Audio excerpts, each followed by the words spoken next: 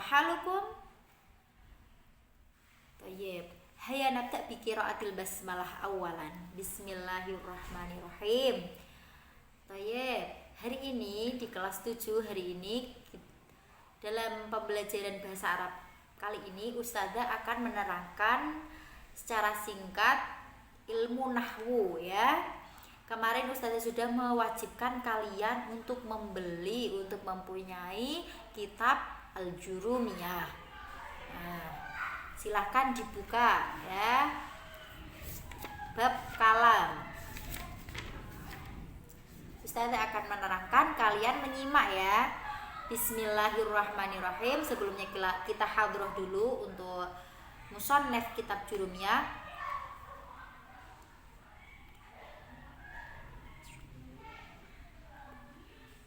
Al-Fatihah. Babul kalam. Nah, ini babul kalam.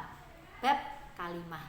Al-kalamu huwal lafdul murakkabul mufidu bil wab'i. Yang artinya kalam adalah lafaz atau kata yang tersusun atau murakkab, berfaedah atau mufid dengan disengaja atau menggunakan bahasa Arab yang disebut wad'i ya. Nah, penjelasannya adalah kalam. Kalam ini dalam bahasa Indonesia disebut kalimah yang terdiri dari satu objek atau satu predikat ya, yang mengandung pengertian yang sempurna. Lafaz adalah suara yang mengandung sebagian huruf hijaiyah yang berjumlah 27 ya, mulai dari alif hingga ya. Seperti azai. Nah, dalam contoh zaitun, za-nya ini.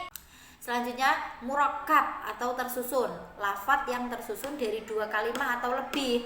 Contohnya adalah za'a zaitun, zaid datang. Zaitun qaimun, zaid berdiri. Dan in qama zaitun, jika zaid berdiri. Selanjutnya ada mufid. Mufid itu adalah lafaz yang memberi pengertian sempurna, seperti lafaz ja'a zaitun dan zaitun qaimun. Nah, sebagian ulama ini mengartikan wad'i ini disengaja ya, dengan disengaja.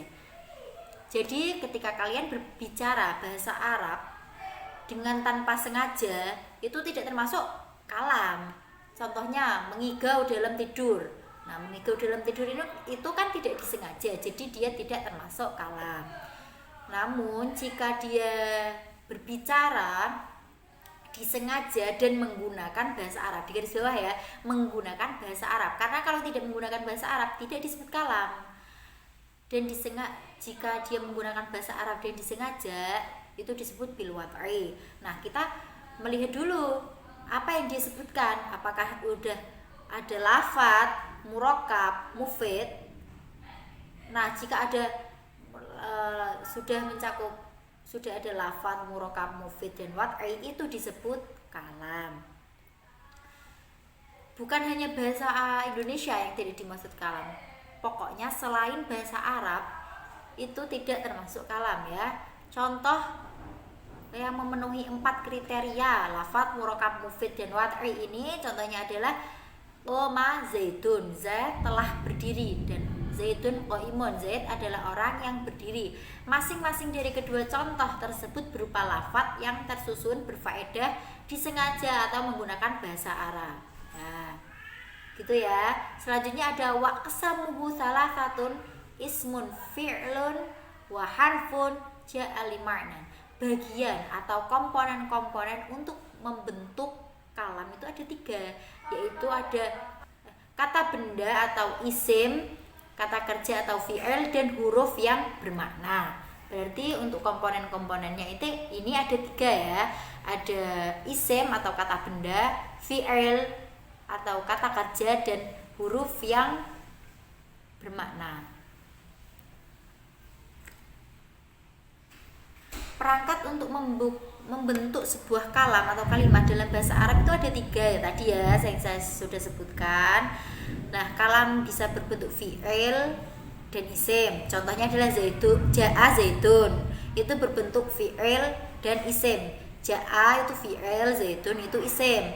Nah, selanjutnya ada isim dengan isim, zaidun qaimun. Dan fi'il atau fi'il, isim dan huruf sekaligus seperti in qama zaidun fa'aqumu. Jika Zaid berdiri, maka saya pun berdiri. Nah, untuk penjelasan isim, fi'il dan huruf ini, isim adalah kata yang menunjukkan makna mandiri yang tidak terkait dengan masa. Nah, ini ya garis bawahi, tidak terkait dengan masa. Masa ini maksudnya waktu ya, tidak terkait dengan masa lampau, masa sekarang ataupun masa depan. Seperti Khalidun ini nama orang, Farsun kuda. Jadi ini kata benda yang tidak menyangkut pautkan waktu. Selanjutnya ada fi'il. Fi'il ini kata yang menunjukkan makna pekerjaan atau kata kerja yang terkait dengan masa, baik masa lampau, sekarang, dan yang akan datang. Seperti nasyara, dia laki-laki telah menolong. Yansuru, dia laki-laki sedang atau akan menolong. Dan ansur, tolonglah. Nah, ini fi'il lamar ya. Selanjutnya ada huruf, adalah kata yang tidak bisa berdiri sendiri, dalam arti maknanya tidak akan sempurna tanpa digabung dengan kata lainnya seperti hal, lam, fi. Ini butuh pasangan ya, seperti itu. Jadi perangkat kalam tadi ada 3, isim, fi'il, dan huruf. Huruf-huruf ini ya yang tidak mempunyai makna maka tidak bisa dibuat untuk membentuk sebuah kalimat, seperti halnya huruf-huruf mabani, huruf yang digunakan untuk membentuk kata seperti zai, ya, atau dalnya lafaz zaidun. Nah, untuk penjelasan isim, dan fi'il selanjutnya akan Ustazah sampaikan di minggu depan. Semoga hari ini bermanfaat. Semoga apa yang kita pelajari hari ini akan berguna untuk masa depan. Nakhtatim bilhamdalillah. Wassalamualaikum warahmatullahi wabarakatuh.